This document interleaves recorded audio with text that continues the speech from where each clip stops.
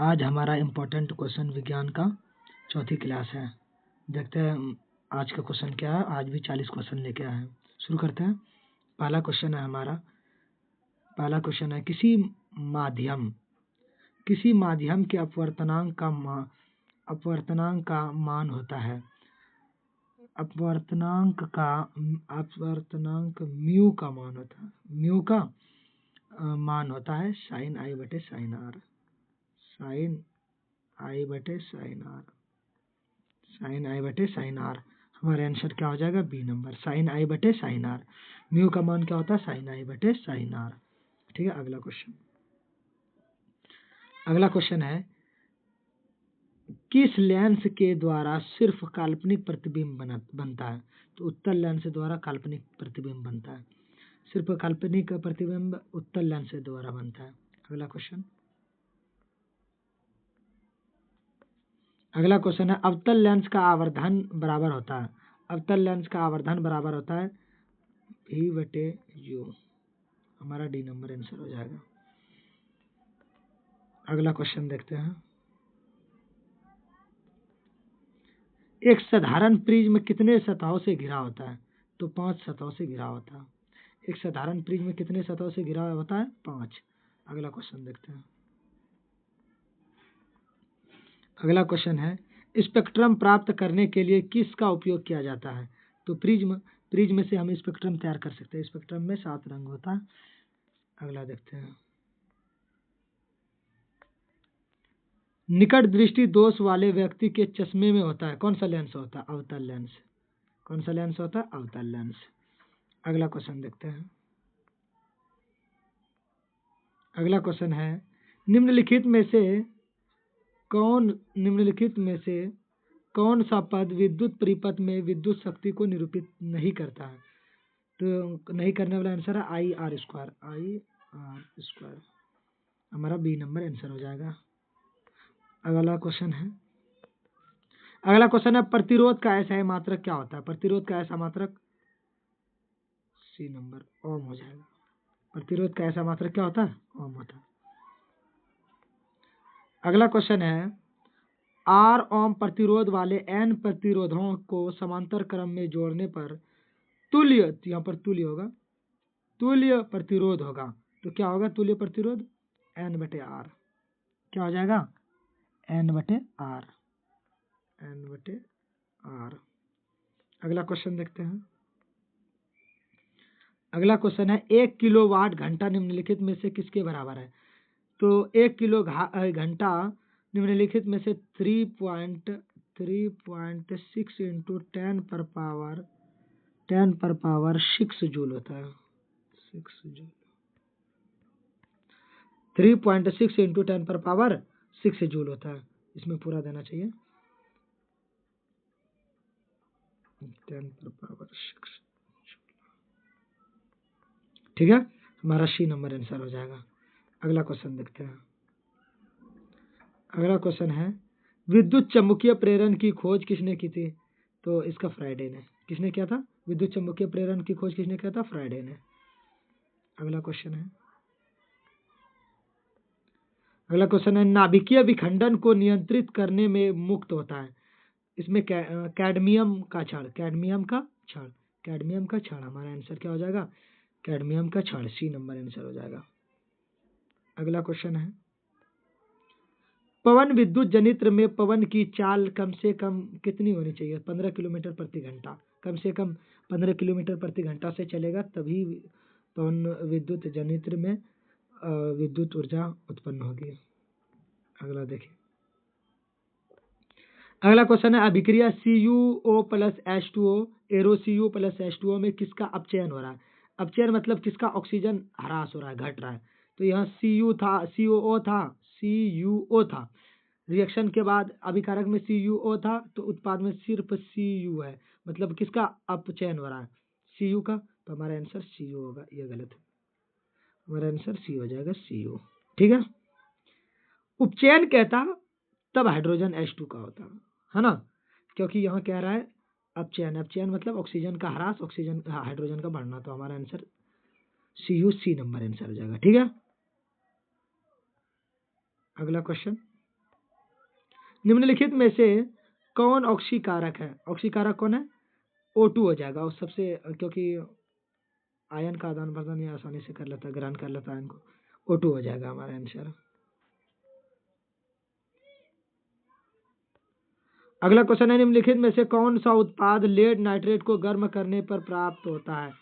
NO2 और O2। NO2 और O2, D number answer हो जाएगा, डी नंबर।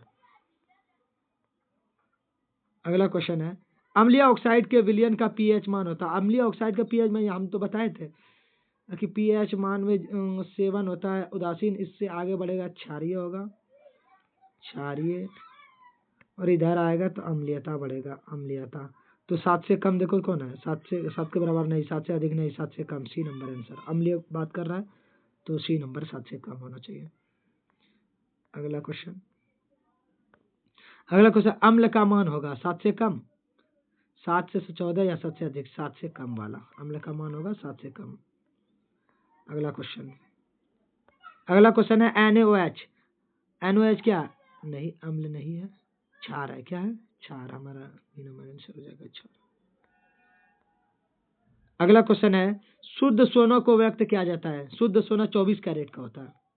शुद्ध सोना 24 कैरेट का होता है।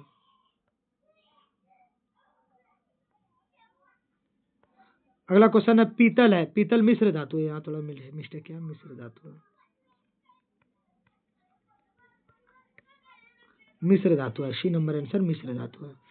पीतल क्या है? मिश्र धातु है। अगला क्वेश्चन, लाल तप्त आयरन पर जल पर वाष्प प्रवाहित करने पर कौन सा यौगिक प्राप्त होता है? Fe3O4। Fe3O4, सी नंबर आंसर हो जाएगा। अगला क्वेश्चन है, N2 अणु में नाइट्रोजन परमाणुओं के बीच कितने संयोजक बंधन बनाता है? तो ये 3 आंसर हो जाएगा, क्योंकि नाइट्रोजन का परमाणु संख्या होता है 7, तो 2 इलेक्ट्रॉन पहले कक्षा में जाता है, बाहरी कक्षा में 5 इलेक्ट्रॉन है, तो यहाँ पर 5 और 2 इलेक्ट्रॉन लॉन पेयर हो जाता है। 3 जो होता है, 3 इलेक्ट्रॉन बॉन्ड बनाने में काम आता है। हमारा आंसर सी हो जाएगा। अगला क्वेश्चन देखते हैं। अगला क्वेश्चन है, कहता है कि CHO अभिक्रिया मूलक को कहते हैं अल्डिहाइड को। हमारा आंसर अल्डिहाइड हो जाएगा। Aldehyde CHO, alcohol OH, ketone हम बताए थे ऐसे करके हो जाएगा। अगला क्वेश्चन, हीलियम का परमाणु के बाहरी कक्षा में कितने इलेक्ट्रॉन? हीलियम तो 2 होता है, तो बाहरी कक्षा में 2 electron, 2 electron, B number answer हो जाएगा। ठीक है। अगला क्वेश्चन है, आधुनिक आवर्त सारणी में वर्गों की संख्या होती है। आधुनिक आवर्त सारणी में वर्गों की संख्या 18 होती है। कई बार क्वेश्चन ये आ गया है। अगला क्वेश्चन है, मैग्नीशियम पाया जाता है। मैग्नीशियम हमारा क्लोरोफिल में पाया जाता है, ये गलत है। मैग्नीशियम क्लोरोफिल में पाया जाता है, इसमें आयरन पाया जाता है, Fe। लाल रक्त कण में आयरन पाया जाता है, क्लोरोफिल में मैग्नीशियम। हमारा आंसर ए नंबर हो जाएगा।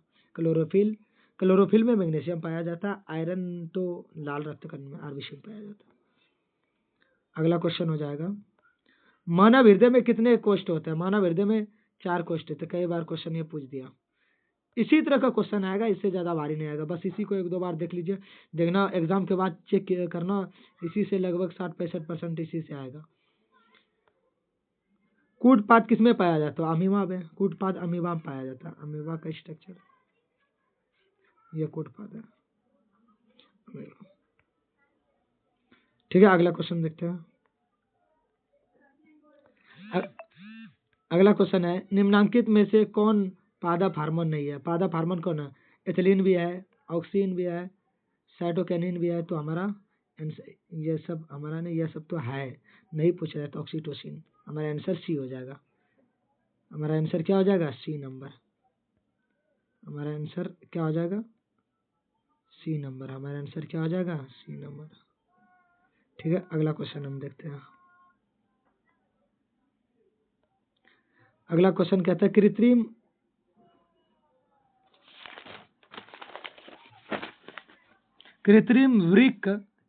वृक्क किन अवशिष्ट उत्पादों को रुधिर अपवाहन द्वारा पृथक करता है? तो नाइट्रोजन। हमारा आंसर क्या हो जाएगा? हमारा आंसर क्या हो जाएगा? नाइट्रोजन। हमारा आंसर क्या हो जाएगा? नाइट्रोजन, ए नंबर। अगला क्वेश्चन है, मस्तिष्क उत्तरदायी है शरीर का संतुलन बनाने के लिए, शरीर का संतुलन बनाने के लिए। अगला क्वेश्चन है, निम्न में से कौन मानव में मादा जनन तंत्र का भाग नहीं है? अंडाशय है, गर्भाशय है, डिंबवाहिका है, शुक्रवाहिका है? नहीं है, इसीलिए ये तो नर का है, इसलिए हमारा ये आंसर हो जाएगा। हमारा आंसर हो जाएगा ये नंबर।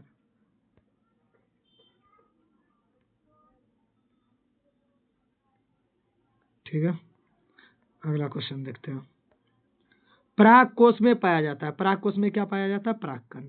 ठीक है, पराग कोश में क्या पाया जाता है? परागकण। अगला क्वेश्चन, पक्षी और चमगादड़, यहाँ चमगादड़ है,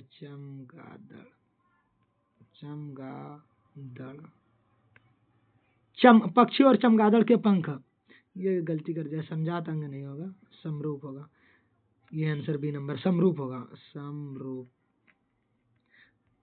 कई बार इस तरह का क्वेश्चन हम बता दिए, क्वेश्चन आएगा, हम लिख के कह देते हैं सब्जेक्टिव या ऑब्जेक्टिव में क्वेश्चन आएगा। समझात अंग, समझात अंग में क्या होता है? समझात अंग में उत्पत्ति समान होता है, उत्पत्ति समान होता है, कार्य अलग अलग होता है। इसमें तो कार्य दोनों पक्षी और चमगादड़ दोनों उड़ रहा है, तो इसमें ये जिसका कार्य समान हो, उत्पत्ति अलग अलग हो, इसमें उसको समृद्धि या समरूप अंग कहते हैं। ये तो हमारा आंसर समरूप हो जाएगा, हाँ समरूप होगा। समझात उसको बोलते हैं जिसका उत्पत्ति समान है लेकिन कार्य अलग है। कार्य कहाँ अलग है? चमगादड़ और पक्षी दोनों उड़ने का काम कर रहा है, तो इसका कार्य अलग नहीं है, इसीलिए तो हमारा समझात नहीं होगा, समरूप होगा। क्लियर, समझ लेना, ये क्वेश्चन हम लिख के कह रहे हैं, इससे ऑब्जेक्टिव या सब्जेक्टिव आएगा क्वेश्चन। ये हमारा बी नंबर आंसर हो जाएगा, समरूप। समरूप, चमगादड़ और पक्षी के पंख समरूप होता है। ठीक है, अगला क्वेश्चन देख लेते हैं। अनुवांशिक गुणों का संदेश होता है, अनुवांशिक गुणों का संदेश होता है डीएनए अणु में। किसमें होता है? डीएनए अणु में। अगला क्वेश्चन देखते हैं।